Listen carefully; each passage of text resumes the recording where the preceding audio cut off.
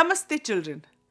Today's story is about gratitude, patriotism, and remembrance.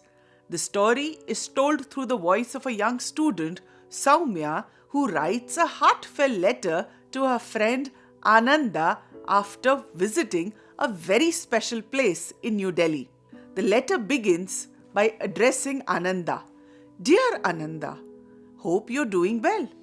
Do you remember our last conversation about war and the importance of peace? We see in a letter, Soumya recalls how they had discussed India's long struggle for independence and how, even after the freedom of the country, we still had to fight several wars to protect the borders and the people of the country. Soumya shares these thoughts in a letter when she writes, "Who are these brave people who fought for us? Does anyone remember them today?" She says she found answer to these questions during an educational trip to New Delhi organized by her school. Among the many historic sites that she visited, one monument stood out to her, a place that moved her deeply. She describes this monument built over 40 acres of land near India Gate, whose construction began in April 2018 and it was inaugurated by our Honorable Prime Minister Shri Narendra Modi in February 2019. Children, can you guess the monument Soumya is talking about?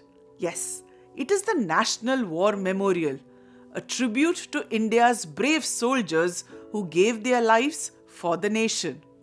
Soumya writes to her friend that during the visit she learned that the memorial has 29,000 granite tablets which engraved with the names of more than 26,000 soldiers who fought in major wars, like the Indo-China conflict of 1962, the Indo-Pak wars of 1965 and 1971, and the Kargil War of 1999.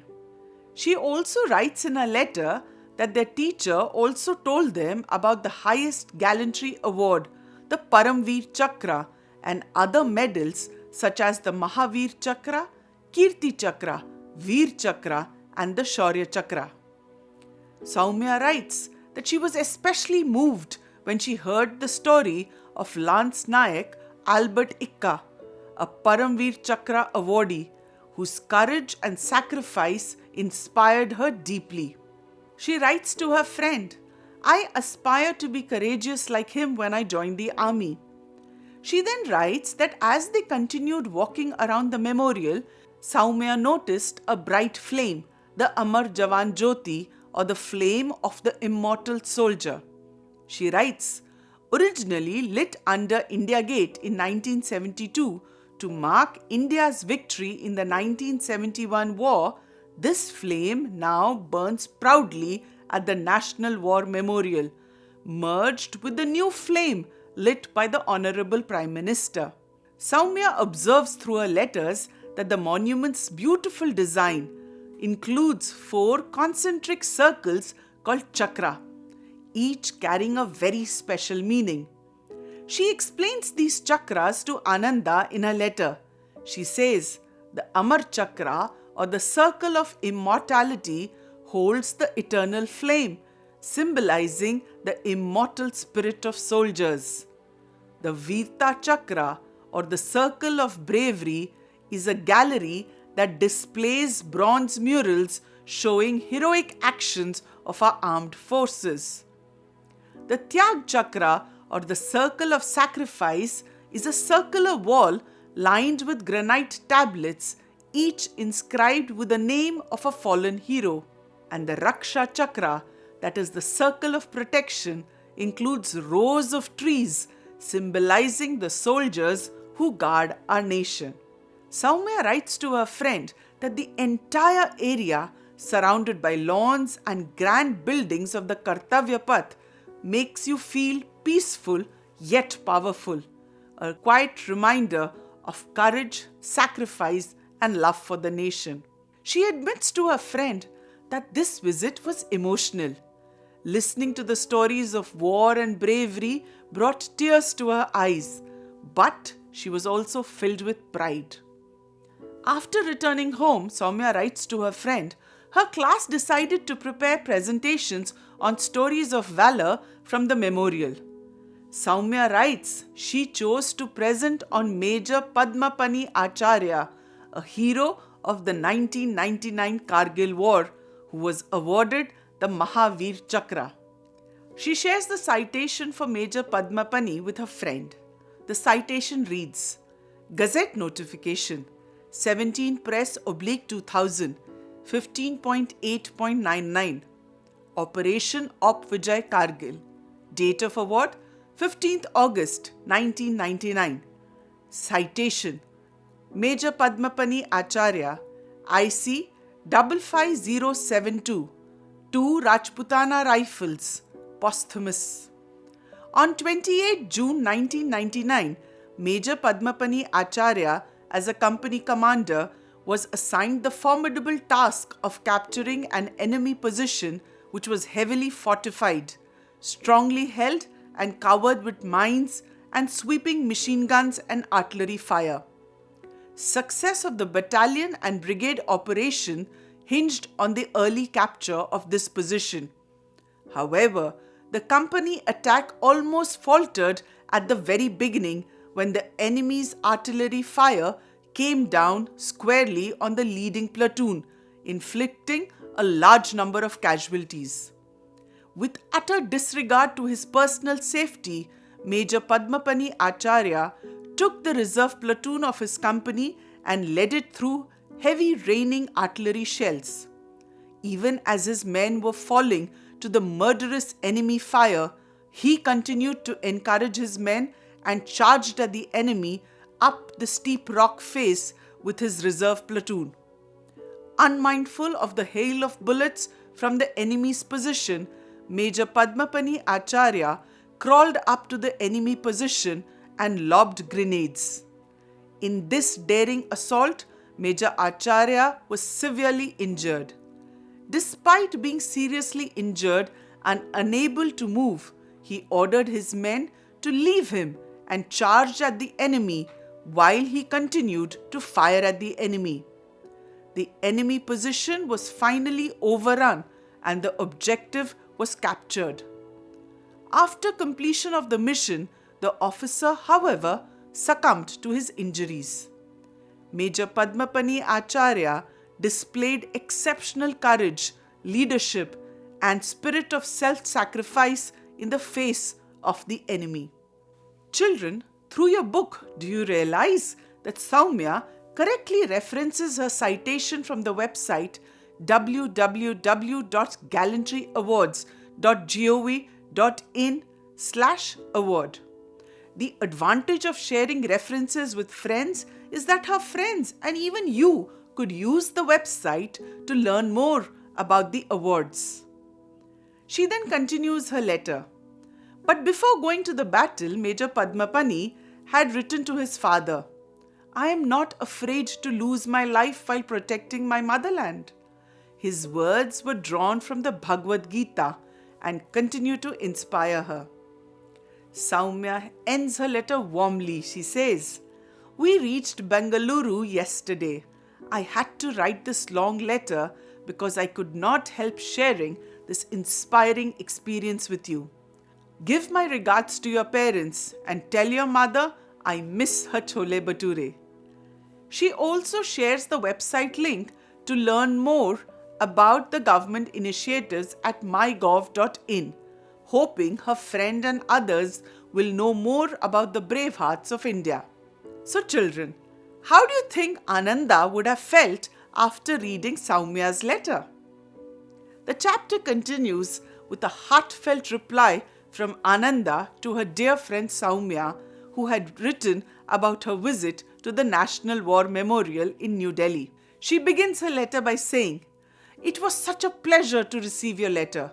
I truly enjoyed reading about your visit to the National War Memorial, the details, your thoughts, the emotions you shared. You have a keen eye for observation, says Ananda, and being a sensitive person that you are, you have beautifully captured the spirit of that experience.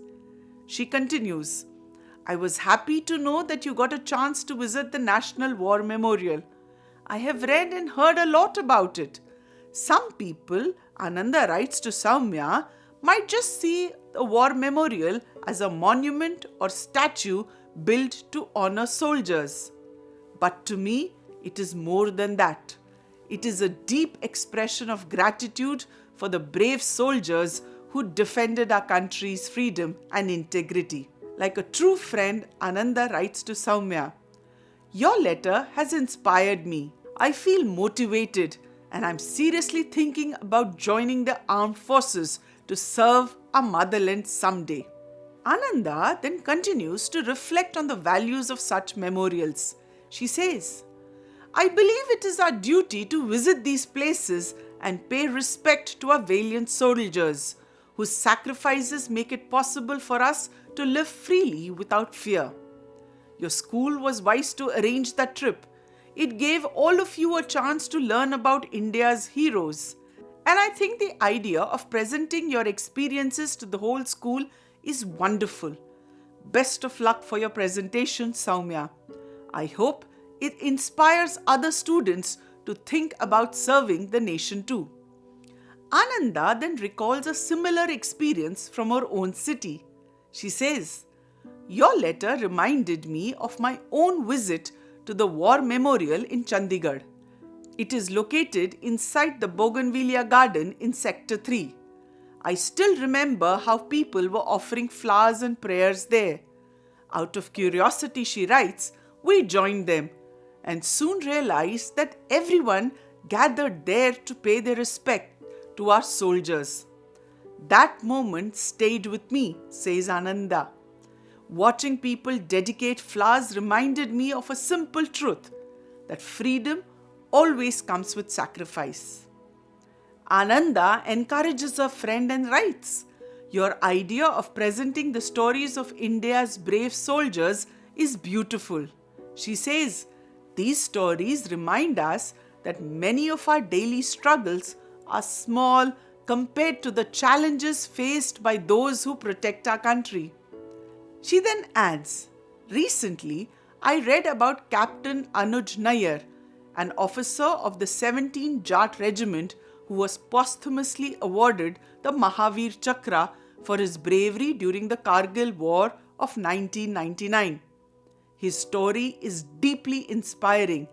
And Ananda says she also found out that his mother, Meena Nair, had written a memoir called Tiger of Dras, Captain Anuj Nair, 23, Kargil Hero. She once said in an interview, "Writing about the smallest things about your child who's not with you really used to shake me, but gradually I came to terms with it by telling myself that if I don't write about him, no one would know about Anuj's sacrifice." Ananda writes, "Those words touched my heart. They remind us that behind every brave soldier, there is a family that also sacrifices silently." Ananda then writes to Soumya, "I told my friends about your visit, and now we all wish to visit the National War Memorial someday. We even found out a mobile app called the National War Memorial and Museum.